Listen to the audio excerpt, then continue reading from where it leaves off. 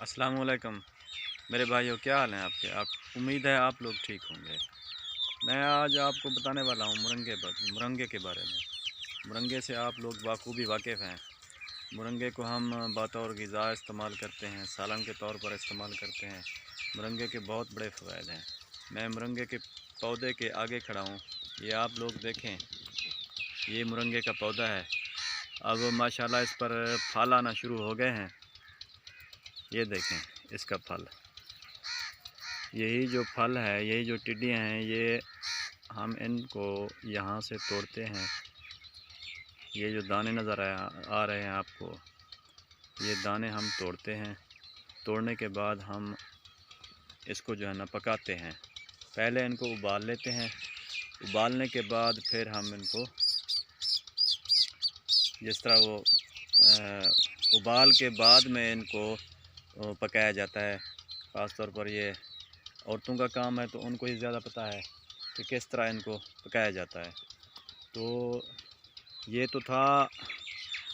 तो इनका जो है, ये टिड्डियाँ जो हैं, फिर इनसे फूल निकलते हैं। फूल कुछ इस तरह के होते हैं, आप लोग देखें। ये फूल आपको नज़र आ रहे हैं, छोटे छोटे। ये पकने में बहुत ज़्यादा लजीज होते हैं। ये फूल, टिड्डियों से फूल निकलते हैं। फूल ज़्यादातर लजीज जो होते हैं वो फूल होते हैं। ये सुहांजा था, और आप लोग इसके फ़ायदे जानते हैं।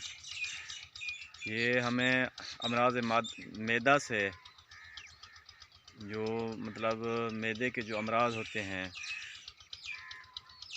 उनको ठीक करने के लिए हमें ये क़ुव्वत मुदाफ़अत देता है। तो ये मुरंगा था, हम इसको मुरंगा बोलते हैं। आबाई ज़बान में हम इसको सुहांजा बोलते हैं, इंग्लिश में इसको मुरंगा बोलते हैं। ये मुरंगे का पौधा है। ये पौधा कदरे छोटा है, लेकिन अल्हम्दुलिल्लाह ये फल से भरा हुआ है। आप लोगों को उम्मीद है मेरी ये वीडियो पसंद आएगी। पसंद आए तो लाइक करें, कमेंट करें, और दोस्तों को शेयर भी करें। पाकिस्तान जिंदाबाद।